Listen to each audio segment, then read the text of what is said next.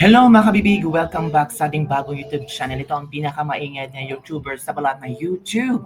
Ako si Kabibig maglebak-lebak-lebak na ta with evidence. Nako po, si Rowena Guanzon nag-react sa impeachment case si BP Sara. Sabi ni Rowena, hindi ako uto-uto. Iba talaga si Rowena Guanzon, no? Talagang alam niya ang mga sasagutin niya, sasabihin niya, at hindi talaga siya to talagang oto-uto.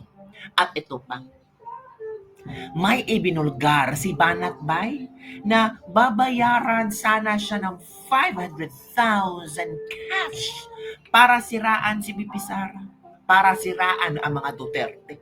Uy, grabe talaga ha. Lantaran talaga. Pati si Banat Bay na alam natin na solid Duterte pa yan. Talagang gustong suhulan ng 500,000 cash. Naku, eto ha. Unahin natin si Rowena Guanzon. Oo, kabibig. Talagang hindi. Talaga nagpatinag si Rowena Guanzon. Nag-react si Rowena Guanzon. Oy, oo mga kabibig. So eto, bibig, panoorin natin kung paano sinagot ni Rowena Guanzon tungkol sa impeachment na tawag ito, laban kay VP Sara. Sabi niya, ay oto-oto pala yung mga sumusuporta sa impeachment laban kay Sara. Hindi ako ang nagsabi, sabi na isang Twitter account pa na nag-post. Si Rowena Guanzon na nagsabi na hindi siya tanga at hindi siya oto-oto. So meaning, yung mga sumusuporta sa impeachment case laban kay VP Sara ay mga tanga at oto-oto. So, eto kabibig ha, manood tayo kay Binibining Rowena Guanzon kung paano sinupalpal niya yung mga sumusuporta sa impeachment case laban kay VP Sara. Eto kabibig, manood tayo ha. Lakasan natin ang boses ni Ms. Rowena Guanzon para talaga magising sa katotohanan itong mga tanga at oto-oto. Go! Impeachment complaint lamang kay VP Sara. You support it or not? Bakit mo yan i-impeach? Kailangan may betrayal of public trust. Depende sa complaint na ako tanga. Hindi ako auto-auto. I am the top 10 in my class in UP. I was a law professor. I wrote 10 books. I have a Harvard degree. My father summa cum laude. I am not auto-auto. Hindi ako sasama sa I will not follow. Yes, you know. You show me a complaint, and you show me the evidence, and I will be the judge of that. And then, ayoko Diba? O, again nga. Rowena, Complaint lamang kay VP Sara. tawanan mo sila. Or not? Bakit mo yan i-impeach? Kailangan may betrayal of public trust. Depende sa...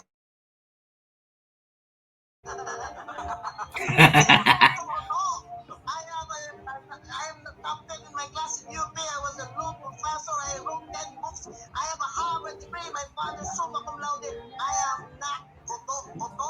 There, I am not oto-oto. At alam mo ba, Binibining Rowena Guanzon kung, oo nga, meron siyang, sabi ng mga nag-file ng case, impeachment case laban kay VP Sara, na kung saan ay sabi nila na betrayal of public trust daw. Ano doon? Sabi dito sa kanilang papel, Article 14, abandoning duties during Super Typhoon Karina, leaving for Germany in the midst of the crisis. Yan ha, yan ang isang paglabag ni VP Sara daw, sabi nila. At ang pangalawa, Ms. Rowena Guanzon, failure to condemn Chinese aggression in the West Philippine Sea. Yun ang pangalawang betrayal of public trust. Do you think mananalo ito? Kaya nga, sabi ng ilang netizen, ano ba to? Parang sarswela lang, palang drama lang. Di ba mga kabibig? So, tama nga ba si Ms. Rowena Guanzon na hindi siya uto-uto para sumali sa mga kaek-ekan, kadramahan ng mga minority, majority group ba yan? Mga civil society group ba yan na nagsampa ng kaso? At eto pa, bukas daw, another impeachment case laban kay VP Sara, ihahain ng bayan, party list ba yan? Hindi pa rin kayo na nagising sa katotohanan na wala talagang papuntahan ng impeachment case, Bibi Sara. Kung makapasa yan sa lower house, paano naman sa Senado? Gagapangin nyo. sabi nga ni Pangulong Bongbong Marcos na let's not focus about that thing. Unahin natin ang Pilipinas. Bakit nga ba sila nag-impeach? Sariling gusto nilang pamumulitika talaga yan. Kung talagang iyang mga tao na yan, yung mga representative, ay para sa bayan, iisipin pa ba nilang mag-impeach? Dapat isipin nila kung paano ma-improve ang buhay ng tao. May punto din si Bongbong Marcos. Oo. Para mamapahiya itong mga taong ito. Si Jinggoy Estrada nagsalita na rin ito. Pero unahin natin si Byron, si Banat Bay. Grabe no, 500,000 pa sana ang ibabayad nila kay Banat Bay para sirain lang ang mga Duterte, pero hindi nagpadala si Banat Bay. Eto kabibig ha, ito yung video na kumakalat ngayon na talagang palakpakan para kay Banat Bay. Talagang solid na solid siya sa mga Duterte. Let's begin. Kung ibinibigay sa inyo, 1 milyon ang ninanakaw sa bawat isang. Anong klaseng bayan meron tayo? Di ba nakakalungkot po yun? Hindi na ito Duterte Marcos tayo na ang inaapi dito, bawat Pilipino. Hindi na namin kailangan manawagan sa inyo na sumama kayo sa amin dito, pumunta kayo dito, suportahan si VP Sara. Hindi ho. Inapi na ho tayo. Alam nyo, para sa akin, personal ito. Alam nyo kung bakit? Ako ho nadali.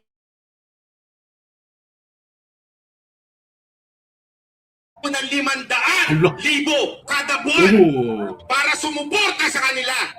Nung tinanggihan ko, ano meron? Kaso, etong linggong to pupunta ako sa Legazpi para harapin ang kaso ko. Bakit? Hindi na ako pumayag sa 500,000 kada buwan. Sana natutulog na lang ako Nagigets nyo yun? Pero hindi kaya ng konsensya ko na batikusin si VP Sara Duterte nang walang dahilan. Sana kung tarantada yun, okay Araw-araw natin banatan, pero hindi ho tama Hindi ho ako nagpapaka-righteous, nagpapaka-banal. Kailangan ko yung pera. Pero masama na ho yun Isipin nyo, kaninong pera yung mapupunta sa akin? Tama. Sa inyo galing yun. Tama. Diba ho, sa inyo po galing yun. Kukunin ko para siraan lang ang mga Duterte. Kaya nakakalungkot yung mga vlogger dyan na dating sumusuporta sa Duterte. Putang ina ninyo, pumupunta pa kayo sa EDSA? Diba pumupunta pa kayo sa EDSA?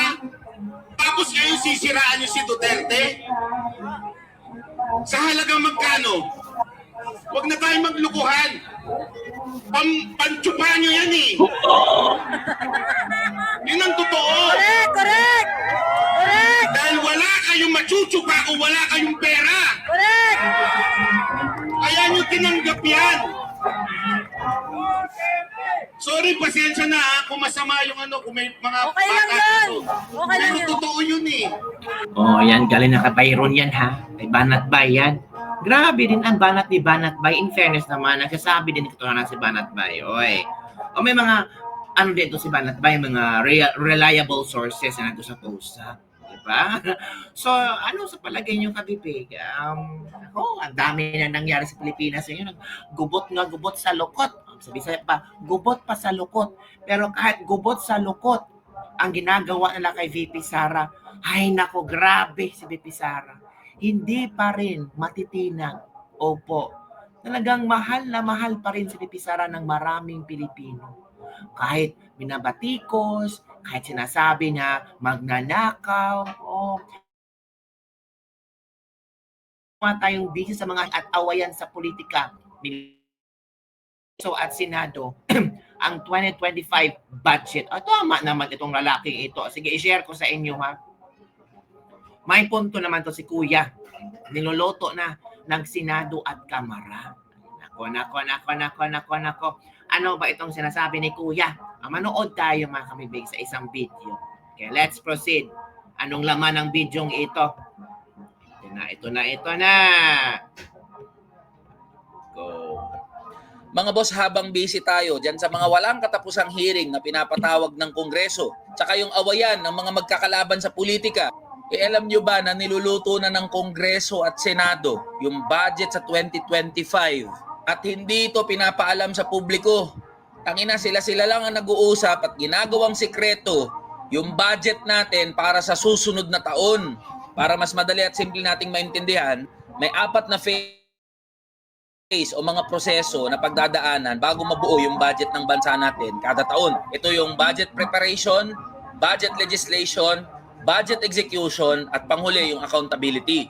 Dito sa unang proseso, yung budget preparation na tinatawag, nilalatag ng gobyerno yung mga priority na pagkakagastusan at saan kukunin yung pondo na panggastos para dito. Kaya ito rin yung panahon kung kailan lahat ng ahensya at opisina ng gobyerno ay nagsasubmit ng kanilang mga proposed budget para sa susunod na taon. Tapos ang gagawin ng gobyerno dyan, kukunin ng Department of Budget and Management lahat ng mga proposal ng mga ahensya ng gobyerno, iaayos niya at i-consolidate. Tapos isasubmit sa presidente at mga kabinete. Pag nasubmit at inaprubahan na yan ng presidente, yan na yung tinatawag natin na National Expenditure Program o NEP. Tapos itong NEP naman, ang isusumite ng presidente sa Kongreso para maging basis o batayan ng tinatawag natin na General Appropriations Bill. Ito na yung mga napapanood natin na hearing at mga debate kung saan iniisa-isa yung budget ng bawat ahensya at opisina ng gobyerno. Ito na yung tinatawag na budget legislation. At dapat alam to ng mga manggagawa at ordinaryong Pilipino.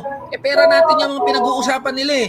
Ngayon, pagtapos na yung mga deliberasyon sa Kongreso at sa Senado, pipili lang ng ilang congressman at senador para plantsahin yung pagkakaiba ng bersyon ng Kongreso at bersyon ng Senado. Ang tawag dito mga boss ay Bicameral Conference Committee Meeting. At dito sa Bicam, nangyayari yung mga magic. Nandito na yung dagdag bawat, dito na yung bigla magkakaroon ng proyekto kahit batihan. At dito nilalagay lahat ng pet projects o korupsyon ng mga congressman at ng mga senador. At ang numero 1 na nanggagago sa budget ng bansa natin ay si Martin Romualdez, Elizalde Co, at yung mga kasama niyang... Yun mga kabibig ha. So, itong impeachment case ni Bibi Sara, parang pangsira lang ito, pang patapal ba? Pantapal lang para hindi alam ng tao na may nangyaring Bicam ngayon. Ay, kawawa naman si Bibi Sara. Bibi Sara, mga Duterte talaga no, ang ginagawa nilang pampain ba? Pantakip, butas sa mga importanteng problema ng bansa natin. So, yun lang kabibig ang ating latest libag na for today. Don't forget to like, subscribe, and share this video para sa mga trending news sa ating pag-usapan.